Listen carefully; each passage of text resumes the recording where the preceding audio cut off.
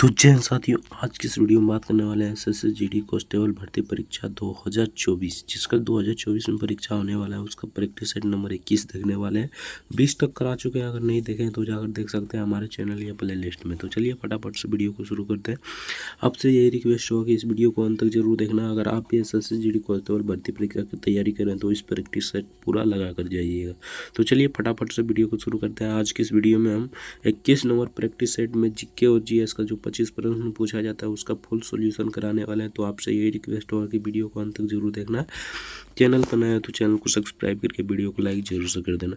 Reasoning में तो सब 25 में 25 ले आता है, मैथ में भी सब 25 में 25 ले आता है, लेकिन यहाँ पर जीके और जीएस में 25 में 25 किया, 15 से 20 क्वेश्चन आने में हालत ख़राब हो जाता है। तो आपसे यही रिक्वेस्ट होगा कि इसका ज़्यादा से ज़्यादा रिवीजन करें। तो चलिए फटाफट से इसका ज़्यादा से ज़्यादा रिवीजन और प्रैक्टिस करें, तभी आपका आ सकता है। तो चलिए फटाफट से वीडियो को शुरू करते हैं। आपसे यही रिक्वेस्ट होगा कि वीडियो को अंत तक जरूर देखना है। चैनल पर नए तो चैनल को सब्सक्राइब करके वीडियो को लाइक जरूर से कर देना। तो यहाँ 26 नंबर से आपका रीजनिंग मतलब कि इसका जीके और जीएस का क्वेश्चन शुरू हो जाता है। तो 26 नंबर देखते हैं। 26 नंबर में पूछा था निम्नलिखित में से कौन सा एक M1 का घटक है। तो M1 का घटक कौन सा है आपको बताना है। तो इसके करेक्ट आंसर हो जाए चेकेबल जामा, यानी चेकेबल जामा हो जाएगा। Option see the correct answer हो जाएगा। तो चलिए नेक्स्ट देखते हैं। नेक्स्ट यहाँ पर पूछा था इंपीरियल बैंक की स्थापना किस वर्ष हुई थी। तो सिंपल सा क्वेश्चन है। इंपीरियल बैंक यानी भारतीय रिजर्व बैंक की स्थापना कब हुई थी। तो इसका करेक्ट आंसर हो जाएगा यहाँ पर 1935 को। Option D the correct answer हो जाएगा। तो चलिए नेक्स्ट देखते हैं। नेक्स्ट यहाँ पर पूछा गया था मौसम विज्ञान किसका विज्ञान है। तो मौसम विज्ञान किसका विज्ञान है। धातुओं का, भूकंपों का, मौसम का, उल्काओं का। तो सिंपल सा क्वेश्चन है। मौसम विज्ञान मौसम का विज्ञान है, यानी कि option see the correct answer हो जाएगा। तो चलिए नेक्स्ट देखते हैं। अगर अभी तक वीडियो को लाइक नहीं किया तो आपसे रिक्वेस्ट होगा कि वीडियो को लाइक जरूर से कर देना। चैनल पर नए तो चैनल को सब्सक्राइब करके वीडियो को लाइक जरूर से कर देना। तो चलिए 29 नंबर क्वेश्चन देखते हैं। तो 29 नंबर पूछा गया था निम्नलिखित में से कौन सा नगर किसी नदी के तट पर नहीं बसा है। तो कौन सा नगर किसी नदी के तट पर नहीं बसा है। तो ये एक नंबर है सूरत, कटक, भोपाल, मैसूर। तो इसका करेक्ट आंसर क्या हो जाएगा। यहाँ पर देखिए सूरत भी नदी के किनारे बसा है, कटक भी, मैसूर भी। तो ये भोपाल ये नदी के किनारे नहीं बसा है, यानी कि option see the correct answer हो जाएगा। तो चलिए नेक्स्ट देखते हैं। 30 नंबर में पूछा गया था निम्नलिखित मुगल बादशाहों में किसने अपनी आत्मकथा फारसी में लिखी है। तो किसने अपनी आत्मकथा फारसी में लिखी है। बाबर, अकबर, जहांगीर या औरंगजेब। तो आपको बताना है किसने लिखी है। तो 30 का यहाँ पर करेक्ट आंसर की बात करें तो इसका करेक्ट आंसर हो जाएगा जहांगीर, यानी कि option see the correct answer हो जाएगा। SSC GD previous year question पर ही ये मतलब प्रैक्टिस बनाया गया, उसी के आधार पर बनाया गया, उसी के लेवल पर भी बनाया गया। तो आपसे यही रिक्वेस्ट होगा कि पूरा प्रैक्टिस सेट लगाकर उसके बाद में हमें बताइएगा कितना स्कोर आपका आ रहा है, 25 में कितना स्कोर आ रहा है। तो चलिए 31 नंबर क्वेश्चन देखते हैं। 31 नंबर में पूछा था निम्नलिखित में से किस वर्ष कास्ट डिसेबिलिटीज एक्ट पारित किया गया था। तो आपको बताना है। तो 31 का यहाँ पर क्या हो जाएगा 1850, 1860, 1863 या 1876। तो इसका करेक्ट आंसर क्या हो जाएगा। तो 31 का यहाँ पर करेक्ट आंसर हो जाएगा यहाँ पर 1850, यानी कि option A the correct answer हो जाएगा। जिसका ऑप्शन ए है उसका करेक्ट आंसर है। तो चलिए नेक्स्ट देखते हैं। नेक्स्ट यहाँ पर 32 नंबर पूछा था सिख के 10वें गुरु किसके पुत्र थे। तो सिंपल सा क्वेश्चन है, तेग बहादुर के पुत्र थे। Option D the correct answer हो जाएगा। तो चलिए नेक्स्ट देखते हैं। नेक्स्ट यहाँ पर 33 नंबर पूछा है पीतल किसकी मिश्र धातु है। तो यहाँ पर पीतल ये बार बार पूछा जाता है, पीतल किसकी मिश्र धातु है। तो ये हो जाएगा कॉपर और जिंक का, यानी कि Cu और Zn का। Option A the correct answer हो जाएगा। तो चलिए नेक्स्ट देखते हैं। नेक्स्ट यहाँ पर पूछा गया था जनसंख्या घनत्व दर्शाता है। तो जनसंख्या घनत्व सिंपल सा क्वेश्चन है, जनता के भूमि का अनुपात को दर्शाता है, यानी कि option be the correct answer हो जाएगा। तो चलिए नेक्स्ट देखते हैं। नेक्स्ट यहाँ पर पूछा गया था रेडियोधर्मी के दौरान उत्सर्जित ना की गई विकिरण है। तो ना उत्सर्जित ना की गई विकिरण कौन सा है। अल्फा किरण, या तो गामा, या बीटा, या कैथोड किरणें। तो इसका करेक्ट आंसर क्या हो जाएगा, तो यहाँ पर 35 का करेक्ट आंसर हो जाएगा कैथोड किरणें, यानी कि option be the correct answer हो जाएगा कैथोड। तो चलिए नेक्स्ट देखते हैं। नेक्स्ट यहाँ पर पूछा गया था 36 नंबर, हाइड्रोजनीकरण प्रक्रिया निम्नलिखित में से किससे संबंधित है। तो हाइड्रोजनी प्रक्रिया किससे संबंधित है, रबर, पेट्रोलियम, तांबा या खाद वसा। तो इसका करेक्ट आंसर क्या हो जाएगा, तो यहाँ पर देख लेते हैं। इसका करेक्ट आंसर हो जाएगा खाद वसा, यानी कि खाद वसा जिसका करेक्ट जो लगाए हैं उसका करेक्ट आंसर हो जाएगा ऑप्शन डी इधर करेक्ट आंसर हो जाएगा। तो चलिए नेक्स्ट देखते हैं। नेक्स्ट यहाँ पर 37 नंबर पूछा गया था निम्नलिखित में से कौन सा तत्व सामान्यतः रेडियो सक्रिय नहीं है। तो कौन सी यहाँ पर तत्व सामान्यतः रेडियो सक्रिय नहीं है आपको बताना है।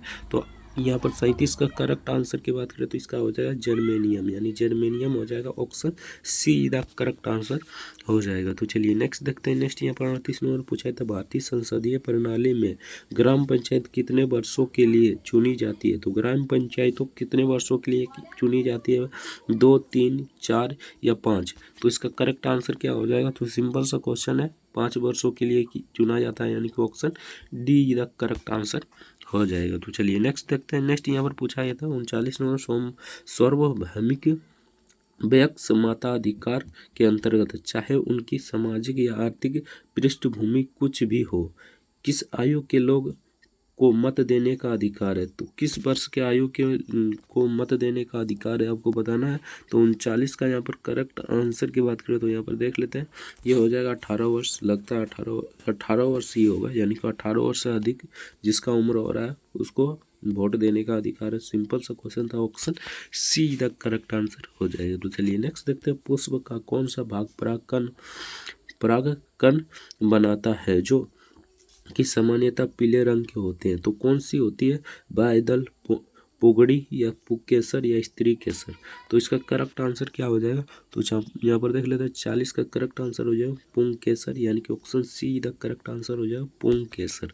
तो चलिए नेक्स्ट देखते हैं। नेक्स्ट यहाँ पर 41 नंबर क्वेश्चन में पूछा गया था कौन से प्रकार के अस्थायी उत्तक जलीय पौधों को तैरने में सहायता प्रदान करते हैं। तो कौन सी अस्थायी उत्तक जलीय पौधों के तैरने में सहायता प्रदान करती है आपको बताना है। तो 41 का करेक्ट आंसर हो जाए एरन काइमा, यानी कि एरन काइमा हो जाएगा, option A the correct answer हो जाएगा एरन काइमा। तो चलिए नेक्स्ट देखते हैं। नेक्स्ट यहाँ पर 42 नंबर पूछा था श्वेत प्रकाश का घटकों में विभाजन किसके कारण होता है। तो श्वेत प्रकाश का घटकों का विभाजन किस के कारण होता है, किसके कारण होता है आपको बताना है। तो यहाँ पर हो जाएगा परिक्षेपण के कारण, यानी कि option be the correct answer हो जाएगा परिक्षेपण के कारण। तो चलिए नेक्स्ट देखते हैं। नेक्स्ट यहाँ पर पूछा गया था गांधी जी ने प्रसिद्ध दांडी यात्रा यहाँ पर किस वर्ष शुरू की थी। तो किस वर्ष शुरू की थी, तो 1930 ईस्वी की थी दांडी मार्च, यानी साबरमती आश्रम से दांडी तक प्रस्तावना किया था। कौन सा कानून तोड़ा था, तो नमक कानून तोड़ा था, ये भी आपको याद रखना है, ठीक ना। तो चलिए नेक्स्ट देखते हैं। नेक्स्ट यहाँ पर 44 नंबर पूछा था भारत के समुद्री मार्ग की खोज किसने की थी। तो वास्को डी गामा ने किया था 1498 ईस्वी में किया था, आपको याद रखना है 1498 ईस्वी में वास्को डी गामा ने भारत मतलब समुद्री मार्ग की खोज की थी। भारत की खोज यहाँ पर नहीं की थी, भारत के समुद्री मार्ग की खोज की थी, है ना।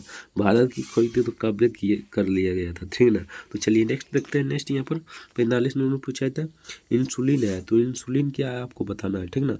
तो यहाँ पर देख लेते हैं इंसुलिन क्या है। तो इंसुलिन यहाँ पर हो जाएगा रुधिर शर्करा को घटाती है, यानी कि रुधिर शर्करा को घटाती है, यानी कि option D the correct answer हो जाएगा रुधिर शर्करा को घटाती है इंसुलिन। तो चलिए नेक्स्ट देखते हैं। नेक्स्ट यहाँ पर मतलब कि फिजिक्स से न्यूमेरिकल से क्वेश्चन पूछा गया था, लेकिन न्यूमेरिकल से वहाँ पर नहीं पूछा जाता है, लेकिन यहाँ पर एक पूछ दिया गया किसी ध्वनि तरंग की तरंग दैर्ध्य 4 मीटर तथा वेग 500 मीटर पर सेकेंड है, तो इसकी आवर्त की चाल सेकेंड में क्या होगी। तो इसकी आवर्त की चाल सेकेंड में क्या होगी आपको बताना है। तो 46 का करेक्ट आंसर हो जाए 0.008, यानी कि option D the correct answer हो जाएगा। तो चलिए नेक्स्ट देखते हैं। नेक्स्ट यहाँ पर 47 नंबर पूछा था ध्वनि के संचरण की किसी माध्यम में खाली स्थान परिवर्तन के संचार की तरह देखा जा सकता है। तो किस प्रकार देखा जा सकता है, प्रत्यास्था द्वारा या सायंता द्वारा या घनत्व द्वारा या सन दत्रा द्वारा। तो इसका करेक्ट आंसर क्या हो जाएगा, तो 47 का यहाँ पर करेक्ट आंसर हो जाएगा घनत्व के द्वारा, यानी कि option see the correct answer हो जाएगी। तो चलिए नेक्स्ट देखते हैं। नेक्स्ट यहाँ पर 48 नंबर पूछा था, दिन के समय हवा की दिशा होती है, तो दिन के समय हवा की दिशा किस ओर होती है, समुद्र से स्थल की ओर या समुद्र से समुद्र की ओर, स्थल से समुद्र की ओर, या घाटियों से पर्वत की ओर, या पर्वत से घाटियों की ओर। तो इसका करेक्ट आंसर क्या हो जाएगा, तो इसका करेक्ट आंसर हो जाएगा समुद्र से स्थल की ओर, यानी समुद्र से स्थल की ओर होता है, यानी दिन के समय हवा की दिशा समुद्र से स्थल की ओर होता है। Option A the correct answer हो जाएगा। तो चलिए नेक्स्ट देखते हैं।